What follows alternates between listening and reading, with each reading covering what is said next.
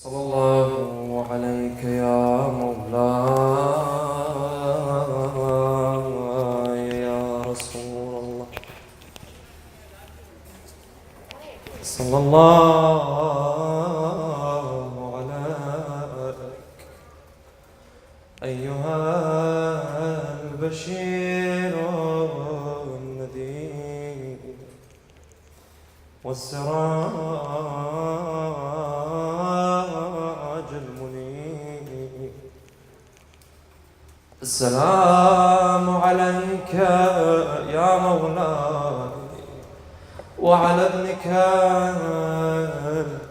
المظلوم الشهيد حسين المرمل بالدماء المحزوز المقطوع الرأس العطشان الظمآن يا رسول الله, peace be upon you. Ya Rasulullah, you are the light of our journeys, you are the light of our lives. Ya Rasulullah, you are the light of the life of Aba Abdullah al-Hussein. But if you were to be there on the 10th day of Ashura, what would you say to the light that was on top of Aba Abdullah's body? Ya Rasulullah, peace be upon you and your holy progeny. Assalamu alayk ya Aba Abdullah wa ala al-arwah allati hallat bifinaik وأناخت برحلك عليك مني سلام الله أبدا ما بقيت وبقي الليل والنهار. All together. السلام على الحسين وعلى علي بن الحسين وعلى أولاد الحسين وعلى أصحاب الحسين. يا ليتنا كنا معكم سعادتي فنفوز فوزا عظيما. صلى الله على محمد وعلى محمد.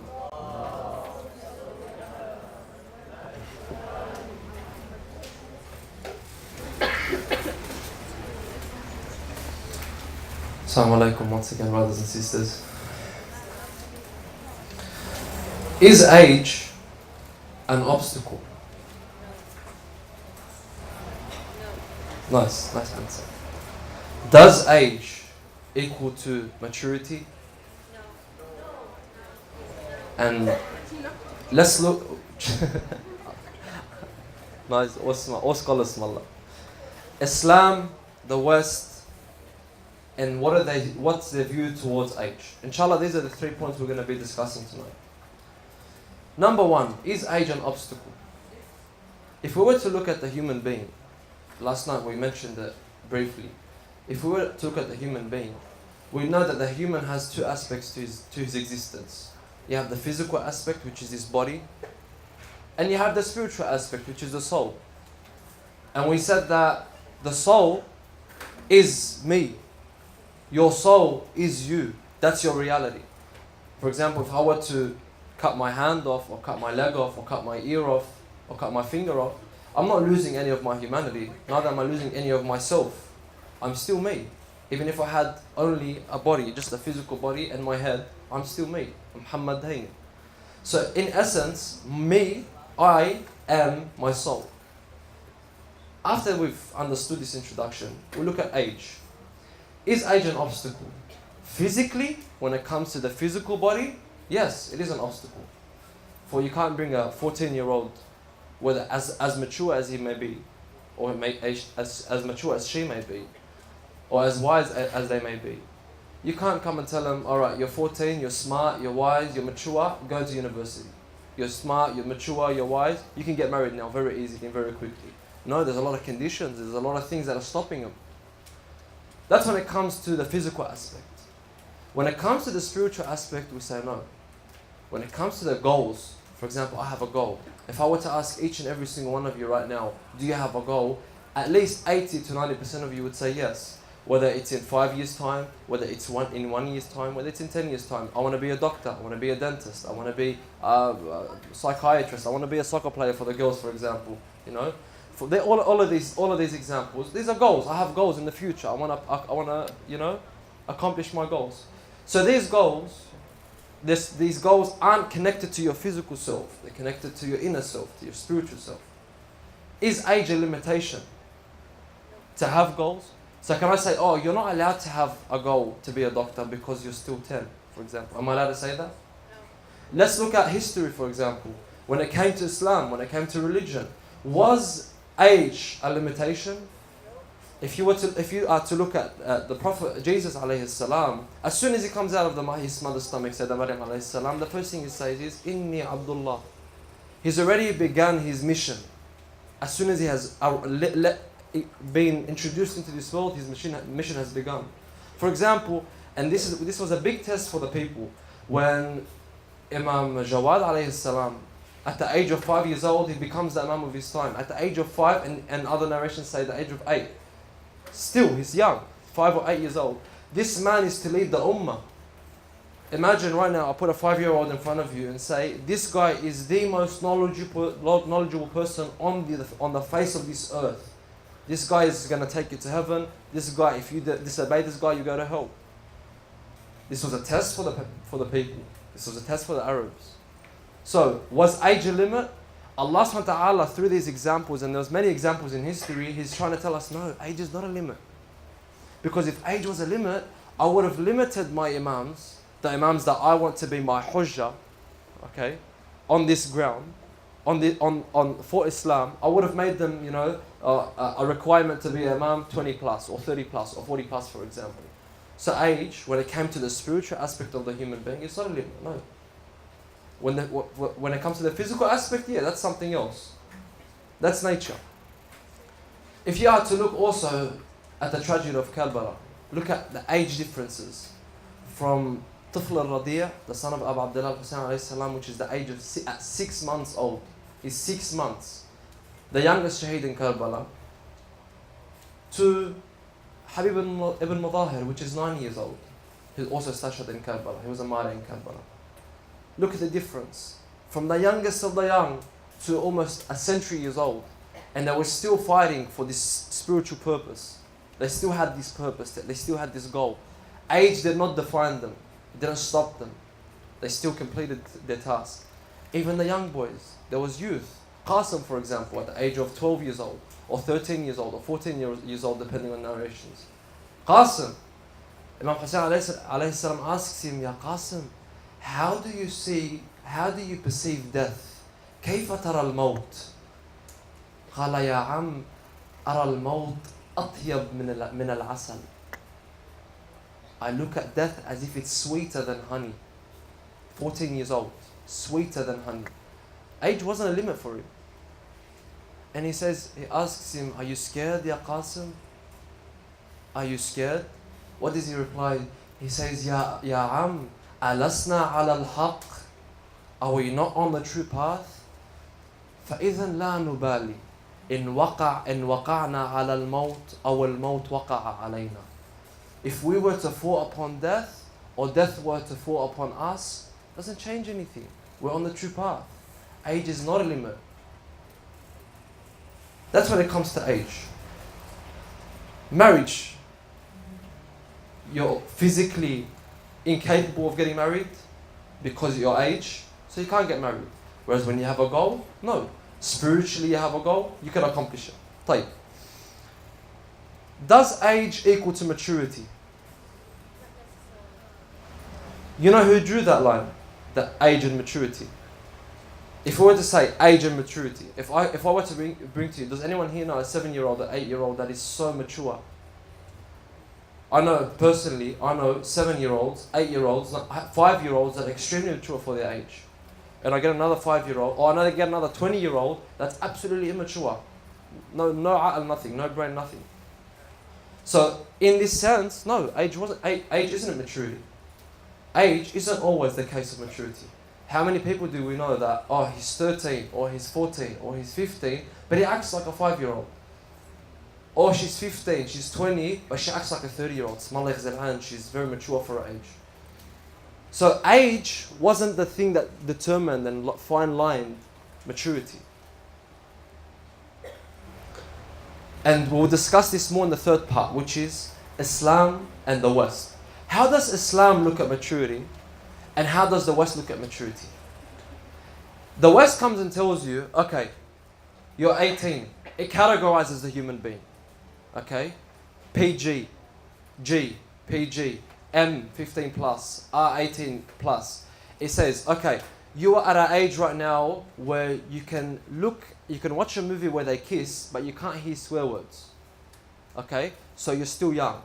Now you're 15 plus. Okay. Now you could look at people kissing each other and swearing, but you can't see, specific scenes in the movie because you're still 15. When you're 18 plus, oh no, now you're mature enough to drink, you're mature enough to smoke, you're mature enough, to commit adultery, you're mature enough to do anything you want. You are now at the peak of your maturity. So they have said, no, it's not about how mature you are, it's about age itself. For example, this actually baffles me, this actually kills me. Wa'iyadu billah, and unfortunately I'm going to have to use this example. If we were to bring right now, I don't know how the laws are in Canada, but I'll give you an example for Australia how it is. In Australia, the legal age for rape, if a girl is sexually assaulted, by the age of 16, if she's 18, 18, anything under 18 is considered rape. Anything over 18 is considered sexual assault. Okay? So if a girl were to be 17 years old, 364 days old, her category would be different to 1 day later. So if she was, let's say for example, she's 17 years old, 364 days, and 23 hours. And she was raped or whatever, sexually assaulted. Okay? Her category at that specific moment would completely be different, and the law would be completely different towards the rapist in an hour's time. Age. They have underlined the age. Whereas Islam comes and says no. Islam says no. The woman, she starts to become mature at the age of 9 years old. Okay, it may be variable. You might find a girl that's less mature than another. You might find a girl that's much more mature than another. Okay, it doesn't matter. At the age of 9 years old, I have opened the doors not for watching movies and having fun and all this leisure life, which is okay, you can take advantage of it. No. I have opened doors for this girl or for this boy at the age of 15 or 14 years old and 9 months I've opened the doors of spirituality. Now you can come and do obedience. Now you can come and pray. Now you can come and fast. And I'll give you ajr for it. Allah subhanahu wa ta'ala is saying, no, now is the time for you to get up and work. طيب. You've understood the Islamic perspective and you've understood the Western perspective. The West comes and says that you are how old you are. That's who you are. If you're 21, you're a mature person, you could do whatever you want, you can drink and you can whatnot. If you're 21 at the age of, if you're 21 in the Islamic point of view, Habibi, you have a family to take care of, you have a mother to be respectful to, you have a father to be respectful to, you have many obligations to do, you have prayers to uphold, you have fasts to uphold, and if you have the money, you have to go and do pilgrimage, you have khumus, you have zakat. You are preparing yourself to be a soldier of the Imam. Whether it's with your physical money or with your spiritual being. I want you to be prepared. Islam and the West, completely different. So we look, age isn't an obstacle on the spiritual and the metaphysical part. And age does not equal to maturity. And Islam and the West do have a difference in age. Let's see what Allah subhanahu wa ta'ala says in the Quran.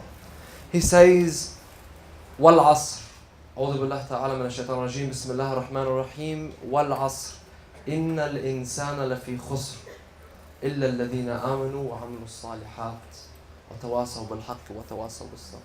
Allah subhanahu wa ta'ala swears by time. We are speaking about age and maturity. Age is a category of time. That's what age is essentially. It's time passing. Correct? 24 hours passes. I'm 1 day older. It's time. So Allah subhanahu wa ta'ala swears by time. وَالْعَصْرِ إِنَّ الْإِنسَانَ لَفِي خُسْرٍ. By time. The human is always at loss. What's the meaning of this? If we were to, let's say Mohamed Dhaini, the capacity of his lifetime is 70 years old. Let's say I'm going to live to 70. At the age of 70, I'm dead. Okay? What is the age I'll be at that I'll be the most, how am I going to explain this to you in a way? The most time I have to live. The most time I have to live is the youngest age that I'll be at. It's like, for example, a sand glass. Who knows what a sand glass is? Do you have it here? Yeah. Yeah, sorry, Canada, it's hourglass. Hourglass, yeah? The hourglass, everyone knows what it is. So it's like, I should have got a picture or something. Yeah? So if the hourglass, for those who know what it is, and those who don't know what it is, I'll explain it after, inshaAllah. The hourglass, if we were to tilt it, the peak of the hourglass at the top is the oldest, but at the bottom there's absolutely nothing. The human being, as soon as he leaves his mother's stomach, that's, the mother's womb. Okay, so alright, mother's womb, you know what I mean. Okay, mother's womb, sorry. Okay, mother's womb. As soon as the child leaves the mother's womb, which is in the mother's stomach. No? Okay. The stomach is where Okay. Sallallahu ala Muhammad wa ali Muhammad. You're right, the stomach is much smaller than the... You're right, correct. You're right. Nice.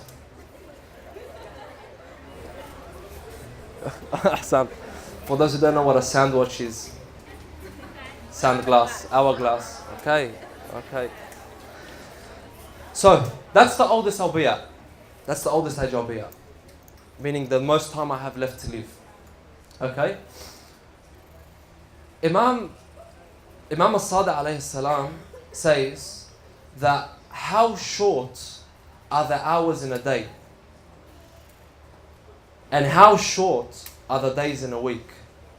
And how short are the weeks in a month? And how short are the months in a year? And how short are the years in one's life?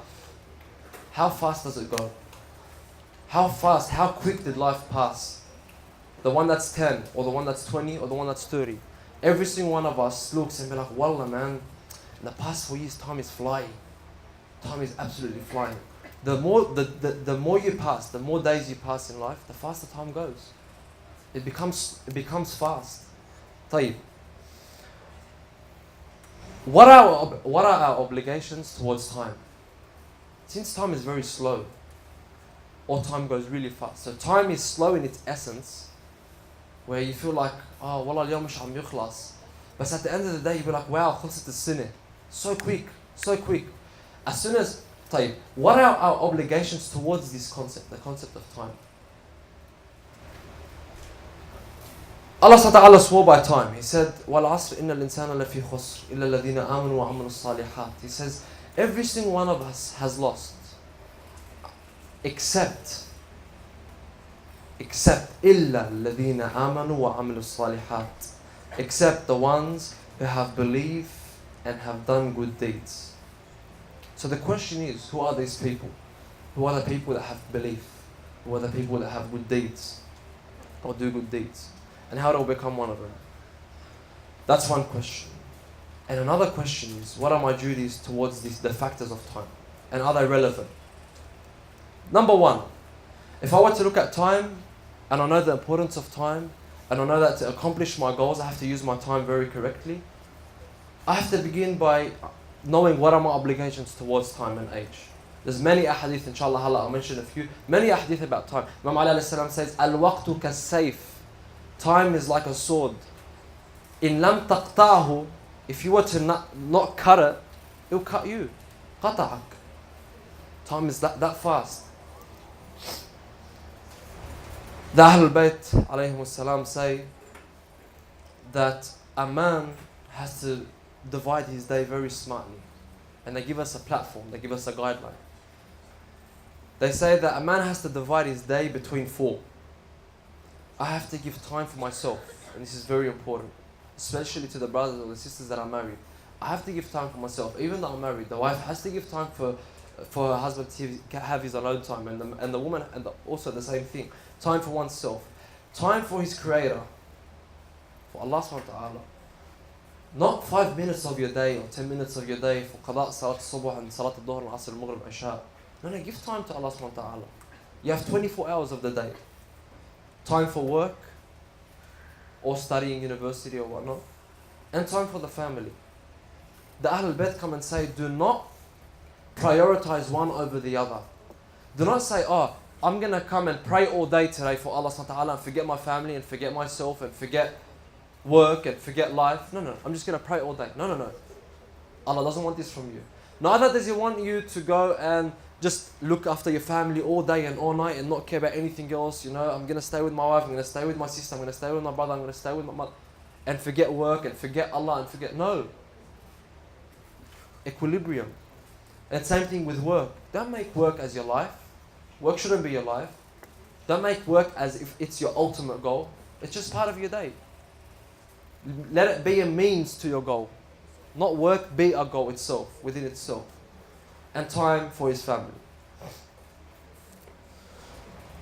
The second thing is, my second right towards time, or the second duty towards time, is taking advantage of spare time and special times. If I have a couple of days off, if I have a couple of weeks off in school holidays or, work leave or whatnot, how do I use this time? Do I use my time to just sleep and, or no, do I try and, if I am asr, if I am, lacking in my day-to-day life with Allah subhanahu wa ta'ala, if I'm lacking with my family, if I'm lacking with silat al-raham, which is with my cousins, with my aunties, with my grandparents, with my mother and her family, my father and his family, if I'm lacking with them, if I'm lacking with my brothers and my sisters, if I'm lacking with specific parts of my life, am I this time off now, this 2 weeks off, or this 3 days off, or this month, 1 month or 2 months off, am I using it to my advantage to make up for this lost time or not? Or am I just spending the day sleeping? There are many ahadith that speak about silat al-raham, upholding the rope of family, upholding it. For example, one of the reasons that Allah subhanahu wa ta'ala gives sustenance to the human being, sustenance meaning rizqah, for example, money or wealth or knowledge or life, even itself, prolonging one's life, is because of how much the person took care of his family in his silat al-raham, and how much he took care of his mother and his father, and his auntie and his grandmother and his uncles, because how much he used to check up on them. Allah subhanahu wa ta'ala grants him rewards for that. Also, in your spare time, do you go to the cemetery? Do I go to the cemetery? Ask myself, do I go to the cemetery? There's many ahadith that say it's very mustahab to go to the cemetery, because when you go to the cemetery, to the maqbara, you realize that this is where I'm going to be one day. And knowing the reality of things, knowing where I'm going to be, really fixes my vision of how am I going to be before I get there. Yeah, for example, if I'm going to tell you, hey, let's go on a road trip, okay? And this road trip is to the ice, to the snow. If I didn't tell you we're going to go to the snow, how are you going to prepare for it? What are you going to prepare for? What are you going to get ready? What clothes are you going to get ready? The car you're going to drive? Is it going to be prepared to drive on the roads of the snow or not? So once you know where you're going to, you know how to prepare for it. So when you know that I'm going to go into this 6x6, hole in the ground, and I'm going to be alone with all these other dead people around me, what am I going to do? Am I going to work towards that or not? And I'm sure many of us, if not many of us, all of us, that do go to cemeteries and see the marhumin, the ones that have passed away, I'm sure that it does affect us in some way, at least for that one day. At least for that one day, it gives us a mental boost, gives us a spiritual boost. Makes you feel like, wallah man, ma'an nashib al-hayat. We don't have anything. Look, time passes. Wallah, this shab, umrah 21 sina and he passed away. You know, والله بنت والله مثل القمر بعد صغيرة والله يرحمه. You know, time just passes. Time flies. Another duty I have towards time is taking the opportunity to think and reflect. Self-reflection is extremely important. Self-reflection, Imam Ali alayhi salam says that التفكر ساعة, self-reflecting for 1 hour خير من عبادة ألف سنة, is more important and is better than 1,000 years of obedience. 1 hour of thinking. Reflect on your day before you sleep. Wallah, before you fall asleep, okay, sometimes, I don't know, personally me, it's hard for me to fall asleep. So when I'm sitting in bed, just think about it. Think about, what did I do today? What did I do in the past week? Draw a map in your head. Did I hurt anyone? You know, was I disrespectful to anyone? Did I cause a problem? Did I cause fitna? Did I do istighaba? Think about it. Once you've thought about it, you know that you've done something wrong, do tawbah straight away. Say, Ya Allah, forgive me, I'm sorry. Forgive me. I don't want to sleep before I've asked for forgiveness, Ya Allah. Think. Make thinking and reflecting a daily hobby, a goal. You find that Ashura is the school of self-reflection. The school of self-reflection. When you look at a man like Harb bin Yazid al-Riyahi, for example, who absolutely implemented the meaning of self-reflection. Brothers and sisters, before I get into the story of Harb bin Yazid al-Riyahi, sometimes we look at our life and begin to question ourselves and question something very important. We begin to question Allah's mercy. Sallallahu ala Muhammad wa ala Muhammad.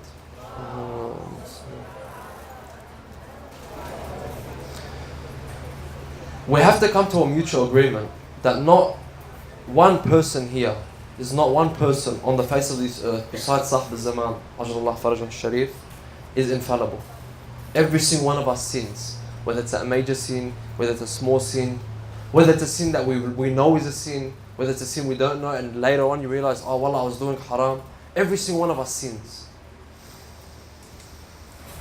And unfortunately sometimes, depending on how big the sin is, we tend to forget the mercy of Allah subhanahu wa ta'ala. We forget about it. Yani for example, a few brothers came up to me in Sydney once and they were telling me, Muhammad, wallah, bro, I've done some mad sins, man. What do you mean? Wallah, bro. I'm like, have you been praying? Have you been fasting? La wallah, I'm not doing anything. Why? Because I don't know, I've been doing drugs, you know, every drug under the sun, and, you know, doing pot, and I don't know, I just feel disconnected. I feel shy from Allah subhanahu wa ta'ala. Yeah. I feel shy from Allah subhanahu wa ta'ala. This is a satanic trick, brothers and sisters. This is a peak of shaitan speaking right now. We say every single Thursday night, Allahumma inni as'aluka birahmatika allati wasi'at kulla shay. Ya Allah, I beseech you in your mercy that fulfills everything. Everything. And then my brother comes and tells me, wallah man, I done drugs and I done pot, so I don't know, I'm shy to pray. I'm scared to ask Allah. Allah won't forgive me. Allahu Akbar, that line. Allah won't forgive me for what I've done. Allah won't forgive me. Never compare your sins, I told him. I remember I told him, bro, listen, don't compare your sins by size. Don't look at, oh, wallah, I done drugs. Drugs is a major sin. You know, la samahallah wa aidha, adultery. Adultery is a major sin. And istighaba is a small sin. Or fitna, causing fitna is a small sin. So when I do fitna, or when I swear, or when I listen to haram music, okay, I can let it slip very easily. But when it comes to, you know, adultery or drugs, khalas, Allah won't forgive me. La la habibi. Imam Sadiq alayhi salam, what does he say? He says, do not look at the size of the sin, and I'm sure all of us know this hadith. Do not look at the size of the sin, but look to whom you're sinning towards. Look at Allah subhanahu wa ta'ala. Habibi, if you acknowledge that you're sinning, do you know who you're sinning towards? or not? Allahumma inni as'aluka bi rahmatika allati wasi'at kulla shay. To wrap this all up, a companion of Imam Rida alayhi salam sets trail to go and visit his friend. He's a companion as well. This was a mu'min. This guy was a mu'min. That he's going to this. So a companion of Imam Rida is going to visit a mu'min. Okay. And this was in Shahr Ramadan. He goes to this man, and he arrives, and it's in the daytime. And he says, Ya Ammi, wallah, this guy's a mu'min, but مش عم يصلي. He's not praying. It's Shahr Ramadan, it's daytime, and he's not fasting. What's wrong with him? He asks him, Ya hawza, your brother, like, what happened to you? You were a mu'min. You were a mawali of Ali ibn Abi Talib. You upheld salat. You never let one day of fasting go. He's like, wallah, I've done something that Allah will forgive me for. So I stopped praying, and I stopped fasting, and I stopped everything. He's like, how big? He's like, wallah, this sin is so big that Allah won't forgive me for it. This guy looks, he's like, Allahu Akbar, shu amil ayda. What's he done? He says, the Khalifa of the time, there's a specific land where this guy, this mu'min, wanted to be the governor of this land. Allahu Alam, maybe it was because of his family was there or his tribe was there. He knew a lot of people there. He had power there. He wanted to have more power, wanted to become the governor of that place. Anyway, so he goes to the Khalifa, and the Khalifa at the time was Harun. Harun knows that this man is a muwali of Ali ibn Abi Talib. So he comes to him and tells him, Ya Harun, I want to be the governor of this land. He says, okay, I'll let you be the governor on one condition. Come with me. He's like, okay, whatever it is. Faddal. So he goes to a desert, and Harun has 3 or 4 guys with him, and they dug a little pothole, okay, and they saw there was a little cave type of thing. It was like a little underground rooms, like a little prison, underground prison, where you can't even stand in it. You have to crouch. It's very low, and it was hidden from public. So he unwrapped it, removed the sand and whatnot, and he tells him, there's 20 guys in there, what's the problem? So he removes, Harun orders the guys that are with him to remove the 20 guys that are sitting inside this prison. He removes them, the 20 boys, 20 young youth, mu'mineen, muwalin of Ali ibn Abi Talib alayhi salam, that were Shia. And he puts them in front, he stands them in a line. Unfortunately, like the videos we watch nowadays. He stands them in line, okay? And he says, if you want to be a governor of land X, I want you to behead every single one of these people, these boys. Allah, this guy was now stuck between 2 lives. Either the life of Jahannam or the life of Jannah. Between Jannah and Nar. That's what he was stuck between. Ali ibn Abi Talib or Shaitan. He wanted to be governor of land X. That's all he was looking at. That's what his goal was. So he begins to beheads the first brother, and he's found it hard, he struggled. And the second brother, and he struggled. The third one, it became easier, 4th one, 5th one, then it became like cutting cake. He beheaded 20 of them. And then he's like, okay, are we done? He's like, no. There's still another cake. There's another underground prison. So he goes to this other underground prison, and another 20 muwalin of Ali ibn Abi Talib alayhi salam, also the same case. You have to behead every single one of them. So he beheads every single one of them. And then he looks at him like that, Harun, and he says, Habib, you just disabandoned Ali ibn Abi Talib. What makes me believe that you're gonna be loyal to me? You weren't even loyal to your Imam. So, Ruh, you're not gonna get any governorship, you're not gonna get dunya, and you're not gonna get akhirah, nothing. He was strict. So this guy goes home, and khalas. He didn't get any dunya, because the place he wanted to be governor of is out of the question. And he just let go of his Imam and killed 40 innocent Shia youth. of Ali ibn Abi Talib alayhi salam. So this man looks at the companion of Imam Rida alayhi salam and says, see what I'm going through? So he's like, Allah halak inta and the Imam. That's what your solution is. You have to go to the Imam and he'll give you the solution. He's like, I'm too khajul to go to the Imam. You go and tell him the story and come back to me. So he goes to the Imam and he tells him the story. He tells him, yeah Imam, wallah, I went to a companion. This companion, he was a mu'min, 1, 2, 3, and he wasn't praying, he wasn't fasting. And I asked him why and he told me why. And I want to go give him the solution.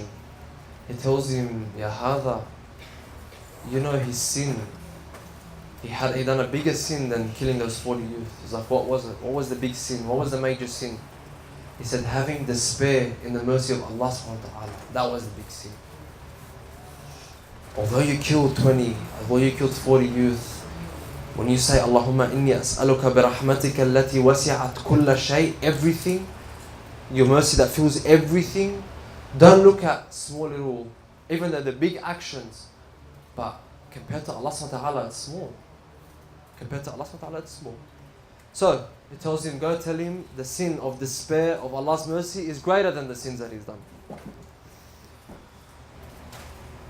So he goes and tells him, and the man says, لَقَدْ أَهْلَكْت. Surely I have been tricked. So never have despair, brothers and sisters. Never have despair. Let's go to the story of Hurr ibn Yazid al-Riyahi alayhi salam. This man denied Imam Hussein alayhi salam from drinking water. He scared the children of Abu Abdullah Hussein alayhi salam. He scared the children of Rasulullah on the way to Karbala, because what happened was, it's Bani Hashim and the companions of Imam Hussein alayhi salam walking, and Bani Umayyah, the ones that are coming to kill Imam Hussein walking. They're walking together to the extent where there's actually this hadith that say that they used to pray behind Imam Hussein alayhi salam. They used to actually pray behind him when they were going on the way to Karbala. So it wasn't something hidden, no. They were just trying to find the right spot to fight. So, on the way, this Hurr, he was the general of the army of Umar ibn Sa'ad. He was a general of the biggest sect of Umar ibn Sa'ad. So, he was the one stopping Imam Hussein alayhi salam from drinking water. He was the one scaring Abu Abdullah Hussein alayhi salam and his children. So he goes to him, and he starts thinking. This is what I'm talking about, reflection, brothers and sisters. One moment of reflection. This man has done and done and done. Imagine, if we scare one little child, if we see one little child on the road and we oppress him for 1 second, accidentally, we'll feel bad and we'll maybe sometimes cry. This guy oppressed and hurt the children of Rasulullah sallallahu alaihi wasallam. So, one moment of reflection. He sits down and he's thinking, and brothers and sisters, his color becomes yellow. He becomes yellow, and then purple, and then green, and then yellow. Something's happening within him. There's a war, there's an internal war within him because of his reflecting and because of his thinking. But he held onto the rope of mercy of Allah subhanahu wa ta'ala. He didn't let go like the other companion.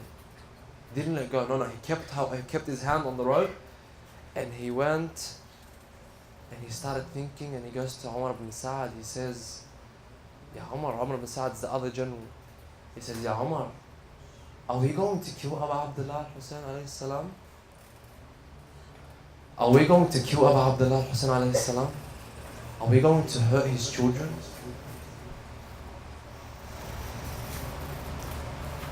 Umar says, yes, by Allah, a fight that if it were to be simplified, if I were to simplify this war, to simplify this fight, it would be simplified by the chopping of arms and cutting of hands and heads on spears and bodies chopped into pieces. Hurr continues to ponder until he begins to shiver. One of the companions looks at him and he realizes what's going on. He says, I'm astonished. He says, Ya Hurr, your situation is surprising me.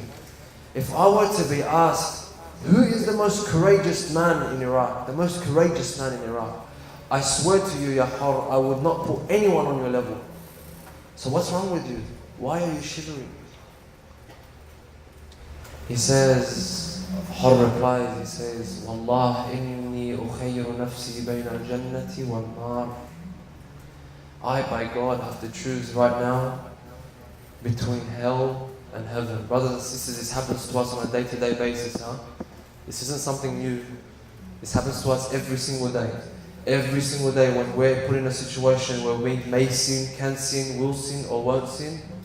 This is Hur in that situation. Hell and heaven. أخير نفسي بين الجنة والنار. And I swear, I will never choose anything over heaven. Even if I were to be ripped apart and cut open and burnt into ash. Hur repents. He grabs onto the rope of mercy of Allah subhanahu wa ta'ala. And he says, Allahumma ighfir li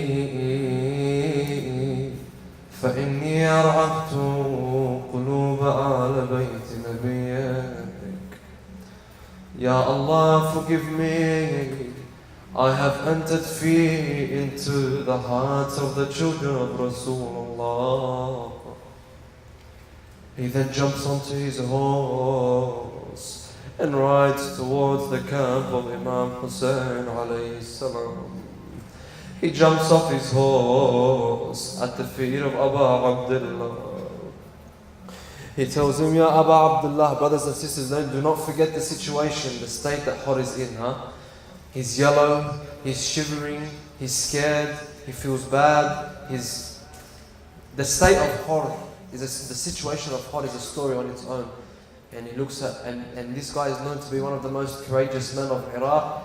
And he says, Ya Abu Abdullah, tubtu ila Allah, thumma ilayka ya Abu Abdullah.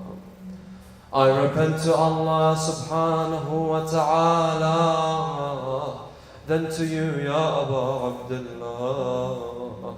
And then he explains to Abu Abdullah alayhi salam who he is. He says, I am the one that entered fear into your children's hearts, Ya Abu Abdullah. Ya Abu Abdullah, I am the one that denied you from drinking water. And now it's been 3 days and you have drank no water, Ya Abu Abdullah. Ya Abu Abdullah, I am the one that wouldn't let you move from place to place. Please forgive me, Ya Abu Abdullah. And then the Imam replies to him, I forgive you, and Allah subhanahu wa ta'ala forgives you, Ya Hur. Allah's mercy is much more than we can think of, brothers and sisters. But is that enough? No, that's not enough for Hur ibn Yazid al-Riyahi. Hur says, I don't trust myself. I don't trust in myself, Ya Abu Abdullah. I don't trust in my tawbah, Ya Abu Abdullah.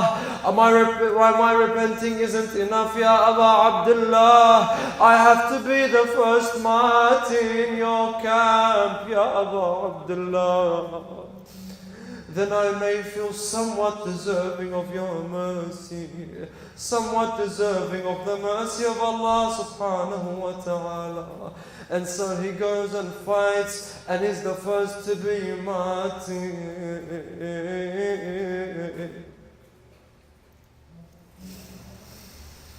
سمتك أمك حرا صدقت يا حر.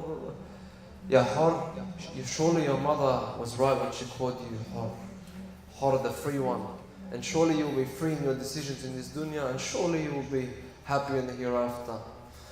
But then, a couple of hours later, as the tragedy of Karbala'a comes to an end, and the men of Bani Hashim were killed, and the companions were killed, and the women are running from tent to tent, and Zayn al-Abidin alayhi salam is trying to look for his stick. He's sick and he can't walk. But then, what happens then? Down went the men of Umar ibn Sa'd to separate the heads from the bodies. Brothers and sisters, to separate the head of Abu al-Fadl al-Abbas of his body. To separate the head of Ali al-Akbar from his body. Of Qasim and his body. Brothers and sisters, to separate the head of the body of Abu Abdullah. And they done so. But as these animals came close to the body of Hur's tribe, his uncles and his brothers and his cousins surround the body of Hur. And they put their hands on their swords, and they were ready to attack anyone who was to come close to the head of Hur. That's one scene, my brothers and sisters. But on the other hand, Zainab, Sayyida Zainab alayha salam, who has her hands on her head, looking at what befalls the family of Rasulullah. تقول زينب تقول الكل عنده عشيرة بس الفواطن غرب ديره تقول لابويا يا علي تقول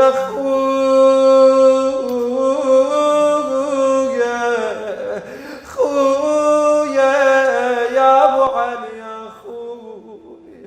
خويا يا حسين فزعنا لك من خيام نسوان.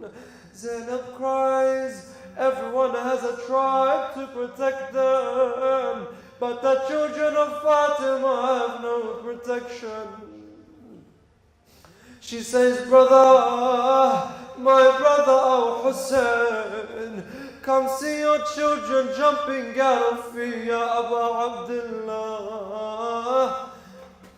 They came to Karbala'a, but they didn't know what was to come. Assalamu alayka ya Aba Abdullah وعلى الأرواح التي حلت بفنائك إنا لله وإنا إليه راجعون. وسيعلم الذين ظلموا أهل بيت محمد بأي منقلب ينقلبون والعاقبة للمتقين. صلى على محمد وآل محمد.